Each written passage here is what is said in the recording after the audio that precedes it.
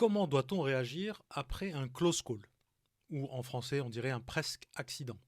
Donc on vient d'échapper belle à un accident. Comment doit-on réagir juste après ça? En fait, ce que tu vas faire durant les heures qui suivent va déterminer si ça va t'arriver encore après ou pas. La première chose à faire lorsque ça nous arrive, c'est de s'arrêter. Pourquoi? Parce qu'en fait, la première réaction, elle est chimique. On a une montée d'adrénaline, on a des émotions qui remontent, soit de la colère, soit de la peur, soit bref. Quoi qu'il en soit, le mode cerveau reptilien est activé et là, on n'est pas du tout en état de conduire. Donc, à mon sens, la première chose à faire, c'est de s'arrêter et d'essayer de laisser redescendre la pression, de laisser un petit quart d'heure, 20 minutes, voire 30 minutes avant de repartir, de laisser descendre, décanter tout ça et de raisonner un peu à ce qui s'est passé. Maintenant qu'on est arrêté, il y a deux tentations auxquelles il va falloir résister. La première, c'est de se dire ouf, j'ai eu chaud.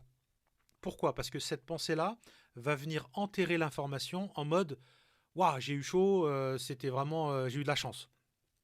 Alors qu'en fait, c'est un enseignement ultra précieux parce qu'on a eu l'enseignement d'un accident sans les conséquences et les séquelles d'un accident. Et donc, à mon sens, cette information elle est ultra précieuse. Donc, il ne faut pas mettre ça dans l'idée de ouais, c'est bon, j'ai eu de la chance. Et la deuxième tentation, c'est de se dire que c'est de la faute de l'autre, que tout est la faute des autres, c'est jamais de notre faute. Et donc, va venir l'étape d'après, qui va essayer de faire une sorte de débriefing avec soi-même, et donc de se poser une série de questions. Est-ce que ma prise d'information était correcte? Comment j'aurais pu l'améliorer? Est-ce que j'aurais pas dû le voir venir?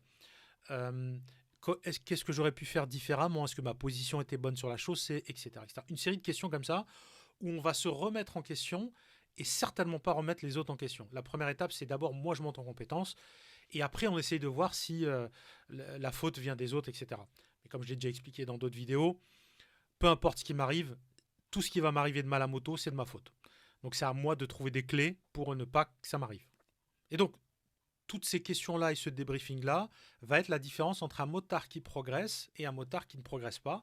Pourquoi? Parce que un motard qui s'interroge et qui se remet en question, ça va être un motard qui va mettre à profit ces événements pour en tirer des enseignements et modifier son comportement par la suite.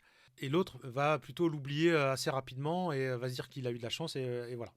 Donc voilà, cette vidéo, c'est pour vous partager un peu ma vision de comment réagir après un close call. Si vous avez des idées ou des meilleures suggestions, je vous invite à les écrire en commentaire. C'est toujours un plaisir de vous lire. Et surtout, c'est cool pour le partage pour les petits jeunes qui démarrent.